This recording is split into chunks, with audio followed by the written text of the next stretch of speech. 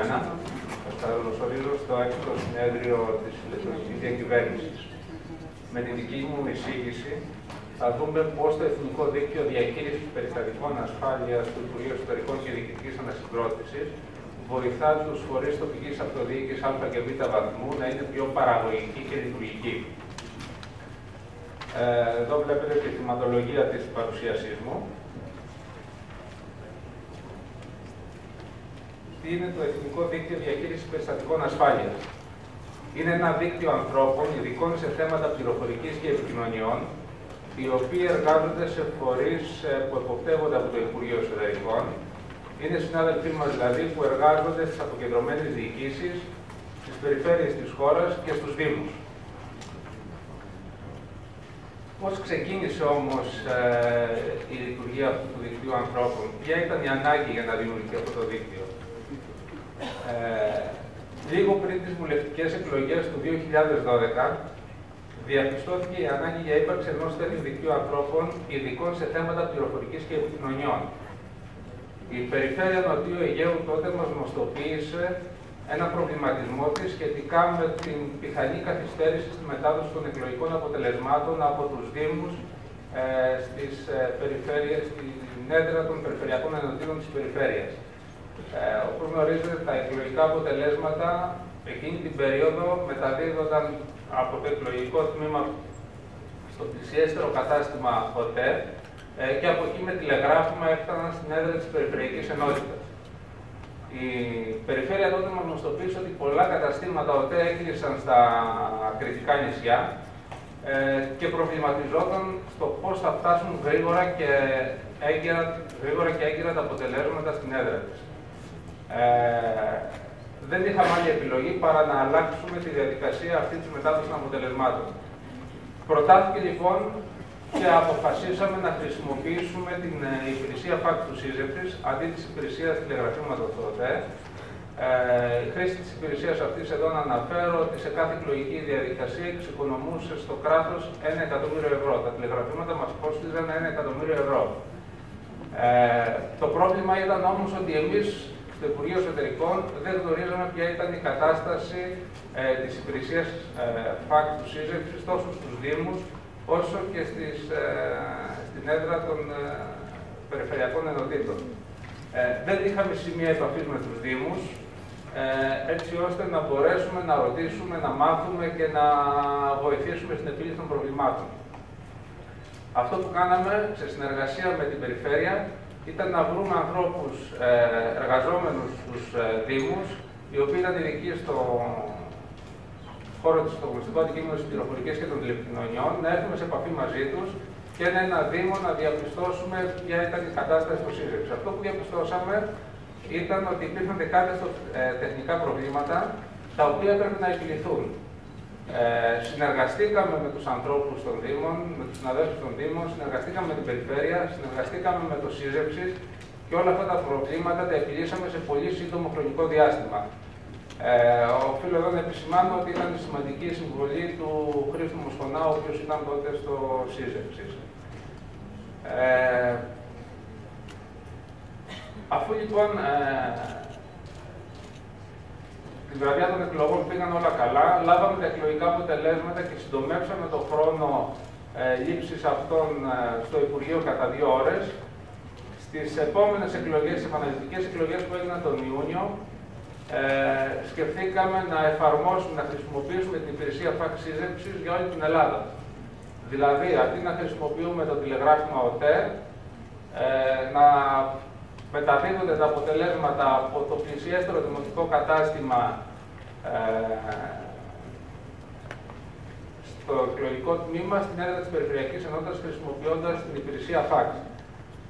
Και πάλι το πρόβλημά μας ήταν ότι σε όλη την Ελλάδα δεν γνωρίζαμε τους συναδέλφους που ήταν ειδικοί και ασχολούνταν με τα θέματα πληροφορικής και τα θέματα επικοινωνιών. Το εγχείρημα εδώ ήταν πολύ μεγαλύτερο γιατί η Περιφέρεια Νοτιού Αιγαίου ήταν μια μικρή περιφέρεια. Τους εντοπίσαμε εκεί εύκολα. Εδώ έπρεπε να καταβάλουμε μεγάλη προσπάθεια και είχαμε μόνο 15 μέρες μπροστά. Βρήκαμε όμως αρκετούς συναδέλφους, συνεργαστήκαμε με τις περιφέρειες, συνεργαστήκαμε με τους Δήμους, Μας ανέφεραν και εδώ σε όλη την Ελλάδα τεχνικά προβλήματα τα οποία ήταν ανεφίλητα για χρόνια και εφόσον θέλαμε να πετύχουμε την έγκαιρη και έγκυρη μετάδοση των αποτελεσμάτων, έπρεπε αυτά τα προβλήματα να επιλύσουμε. Συνεργαστήκαμε με το ΣΥΖΕΞ, με την κοινωνία της πληροφορίας, με τους παρόχους του ΣΥΖΕΞ που ήταν ο ΟΤΕ και η Fortnet και επιλύσαμε όλα αυτά τα προβλήματα. Μέσα σε λίγες μέρες δηλαδή, καταφέραμε και δημιουργήσαμε ένα δίκτυο ανθρώπων σε όλες τις περιφερειακές ενότητες και τους δήμους της χώρας. Το οποίο αυτό δίκτυο ανθρώπων λειτουργούσε για τις εκλογές. Σκεφτήκαμε μετά, αμέσως μετά τις εκλογές, ότι θα έπρεπε αυτό το δίκτυο όχι μόνο να εργάζεται για τις εκλογές και να συντονίζεται για τις εκλογές, αλλά να λειτουργεί και για τις καθημερινές επιχειρησιακές ανάγκες των φορέων, των Δήμων, των Περιφερειών, των αποκεντρωμένων διοικήσεων και του Υπουργείου. Έτσι λοιπόν, ζητάμε από τους φορείς να ορίσουν 2 υπευθύνους αναφορέα, όπου υπάρχουν ειδικοί στο γνωστικό αντικείμενο της πληροφορικής και των επικοινωνιών και όπου δεν υπήρχαν, ειδικά σε μικρούς δήμους, ορίστηκαν συνάδελφοι ως σημεία επαφής, έτσι ώστε να μας φέρουν σε επαφή με τον ανάδοχο που τους υποστηρίζει, αν προκύψει κάποιο πρόβλημα.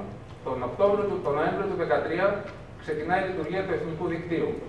Σήμερα έχουν ορίσει υπευθύνους σε αποκεντρωμένες διοικήσεις, 13 περιφέρειες και 290 δήμοι.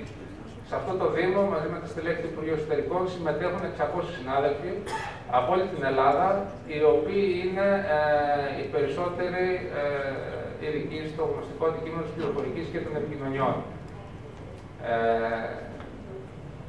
Αυτή είναι η δομή λειτουργίας του Εθνικού Δικτύου Διαχείρισης Περιστατικών Ασφάλειας σήμερα. Οι συντονιστές του Υπουργείου είμαστε 2 συνάδελφοι, ο κύριος Πουλός και εγώ. Συντονίζουμε τους συντονιστές των αποκεντρωμένων διοικήσεων, των περιφερειών και όλων των Δήμων.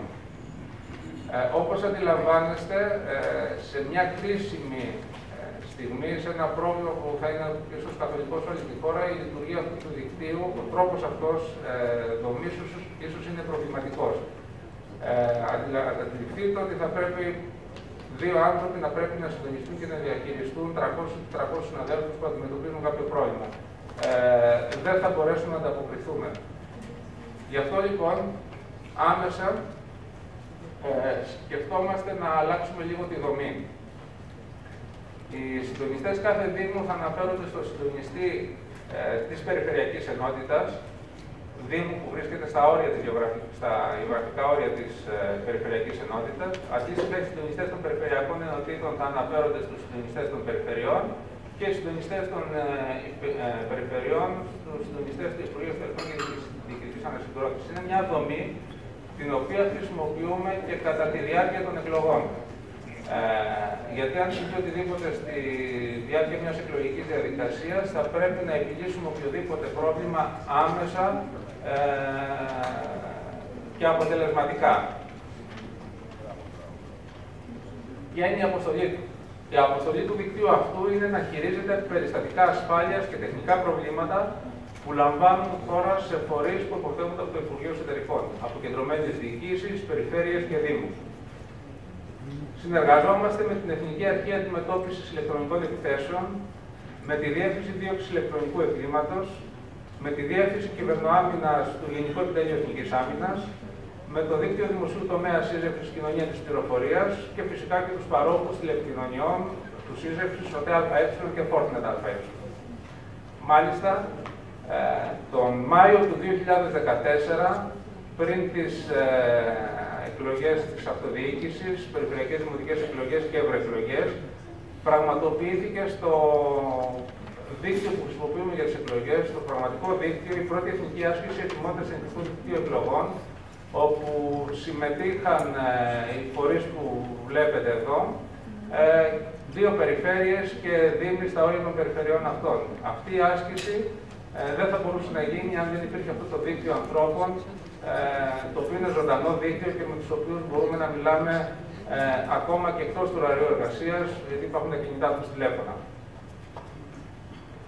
Πριν προχωρήσω όμως, ήθελα να αναφερθώ λίγο και στο ρόλο της Εθνικής Αρχής Αντιμετώπισης Ηλεκτρονικών Επιθέσεων, χωρίς την οποία δεν θα μπορούσαμε να είχαμε καταφέρει πολλά πράγματα. Όπως γνωρίζετε, η Εθνική Υπηρεσία Πληροφοριών ορίζεται ως η Εθνική Αρχή Αντιμετώπισης Ηλεκτρονικών Επιθέσεων. Η αποστολή της είναι να μεριμνά για την πρόληψη και αντιμετώπιση ηλεκτρονικών επιθέσεων, καταδικτύων, επικοινωνιών, εγκαταστάσεων, αποθήκευσης πληροφοριών και συστημάτων πληροφορικής. Είναι υπεύθυνη για τη συλλογή, την επεξεργασία ηλεκτρονικών δεδομένων και την ενημέρωση των αρμόδιων φορέων. Δυστυχώς, πολλοί δημόσιοι φορείς δεν γνωρίζουν ότι πρέπει να αναφέρουν τα περιστατικά ασφάλεια στην Εθνική Αρχή Αντιμετώπισης Ηλεκτρονικών Επιθέσεων και ήταν ένα πρόβλημα που αντιμετωπίσαμε και εμείς στην αρχή όταν ξεκινήσαμε τη λειτουργία του Εθνικού Δικτύου Διαχείρισης Περιστατικών Ασφάλειας. Πολλοί φορείς αγνοούσαν την ύπαρξη της Εθνικής Αρχής. Είναι η αρμοδιότητά της είναι να αντιμετωπίζει και να προστατεύει από ηλεκτρονικές απειλές και επιθέσεις, κυρίως προς το δημόσιο φορέα και τις κρίσιμες υποδομές της χώρας. Συνεργάζεται με άλλα εθνικά ΣΕΤ και μη, καθώς και υπηρεσίες του δημοσίου τομέα για σχετικά θέματα. Δεν θα αναφερθώ εδώ εξειδικευμένα στο τι συγκεκριμένες υπηρεσίες μπορεί να μας παρέχει. Μπορεί να τα βρείτε και αυτά και στο site της Εθνικής Αρχής Αντιμετώπισης Ηλεκτρονικών Επιθέσεων. Ποια είναι η αποστολή τώρα του Εθνικού Δικτύου? Η αποστολή του είναι να χειρίζεται, όσον αφορά το χειρισμό των περιστατικών ασφάλειας, να μεριμνά για την έκδοση γενικών οδηγιών για τη διασφάλιση των υποδομών των φορέων, να ενημερώνει τους φορείς που εποπτεύει για περιστατικά ασφάλειας που έχουν λάβει χώρα σε άλλους φορείς, να συντονίζει τις εμπλεκόμενες υπηρεσίες για την έγκαιρη αντιμετώπιση περιστατικών ασφάλειας, να παρέχει οδηγίες πάντα σε συνεννόηση με την Εθνική Αρχή Αντιμετώπισης Ηλεκτρονικών Επιθέσεων για την αντιμετώπιση περιστατικών ασφάλειας τα οποία έχουν εκδηλωθεί. Όσον αφορά το χειρισμό τεχνικών προβλημάτων, παρέχει τεχνικές συμβουλές για την επίλυση τεχνικών προβλημάτων, ενημερώνει τους φορείς για τεχνικά προβλήματα τα οποία επηρεάζουν την επιχειρησιακή του λειτουργία και συντονίζει τις εμπλεκόμενες υπηρεσίες για την έγκαιρη αντιμετώπιση αυτών των τεχνικών προβλημάτων. Πώς μας αναφέρουν ένα περιστατικό, είτε είναι ένα τεχνικό πρόβλημα ή ένα περιστατικό ασφάλειας. Η αναφορά μπορεί να γίνεται καθόλου το 24ωρο, είτε με email, είτε στο τηλεφωνικό κέντρο, είτε στα κινητά μας τηλέφωνα. Αντιλαμβάνεστε ότι αυτό το δίκτυο που διαχειριζόμαστε δύο άνθρωποι, μετά το πέρας της εργασίας μπορούν να επικοινωνούν αν είναι κάτι επίγον στη συνάδελφοί μας στα κινητά τηλέφωνα και μάλιστα αυτό έχει συμβεί ούκο λίγες φορές, το οποίο είναι εξαιρετικά αποτελεσματικό. Εδώ σας φαίνονται λίγο πώς διαχειριζόμαστε ένα περιστατικό. Θα αναφερθώ πολύ γρήγορα. Πρώτα απ' όλα, όταν γίνει μια αναφορά περιστατικού σε εμάς, κατευθείαν ενημερώνουμε την Εθνική Αρχή Αντιμετώπισης Ηλεκτρονικών Επιθέσεων.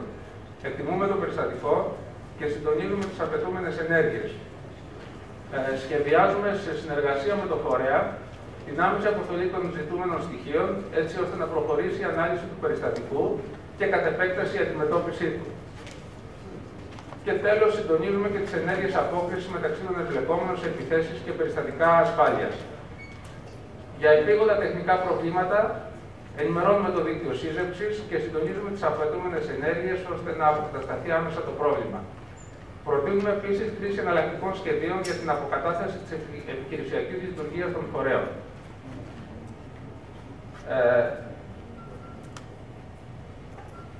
Μέχρι σήμερα, όλα αυτά τα χρόνια έχουμε κληθεί να διαχειριστούμε αρκετά περιστατικά ασφάλεια. Έχουμε αντιμετωπίσει με επιτυχία πάντα σε συνεργασία με τους φορείς που σας ανέφερα, με την Εθνική Αρχή Αντιμετώπισης Ηλεκτρονικών Επιθέσεων, με τη δίωξη ηλεκτρονικού εγκλήματος, με την κοινωνία της πληροφορίας του σύζευξης, με τους παρόχους, επιθέσεις DDoS, οι οποίες είναι ιδιαίτερα αυξημένες στη διάρκεια των εκλογικών διαδικασιών και ειδικά το Σάββατο και την Κυριακή που διεξάγονται οι εκλογές. Έχουμε αντιμετωπίσει δεκάδες defacement ιστοσελίδων σε δήμους, ειδικότερα και λιγότερο σε περιφέρειες. Έχουμε διαχειριστεί περιστατικά προσβολής συστημάτων από ιούς που κρυπτογραφούν τα αρχεία. Έχουν δοθεί σε πολλούς συναδέλφους οδηγίες τις οποίες έχει εκδώσει η Εθνική Αρχή Αντιμετώπισης Ηλεκτρονικών Αρχείων, ηλεκτρονικών επιθέσεων. Τέλος, έχουμε αντιμετωπίσει και έχουμε διαχειριστεί περιστατικά μη εξοδοτημένης πρόσβασης σε υποδομές και συστήματα. Ποιοι είναι οι στόχοι μας? Το Εθνικό Δίκτυο Διαχείρισης Περιστατικών Ασφάλειας να αποκτήσει την πολυεπίπεδη ιεραρχική δομή που σας προανέφερα νωρίτερα. Να πραγματοποιήσουμε τη δεύτερη εθνική άσκηση κυβερνοασφάλειας του δικτύου εκλογών έως τα τέλη του 2006. Εδώ, για να μην παρεξηγηθώ, δεν έχει καμία σχέση με εκλογές. Αντιλαμβάνεστε ότι οποιαδήποτε άσκηση δεν μπορεί να πραγματοποιηθεί 3 μέρες και 2 μέρες πριν τις εκλογές. Πρέπει να είμαστε έτοιμοι και τέτοιες ασκήσεις μας βοηθούν έτσι ώστε να γίνουμε και εμείς καλύτεροι. Τέλος, να εφαρμόσουμε μια πολιτική ασφάλεια σε όλους τους φορείς που εποπτεύονται από το Δίκτυο Διαχείρισης Περιστατικών Ασφάλειας. Σας ευχαριστώ πολύ.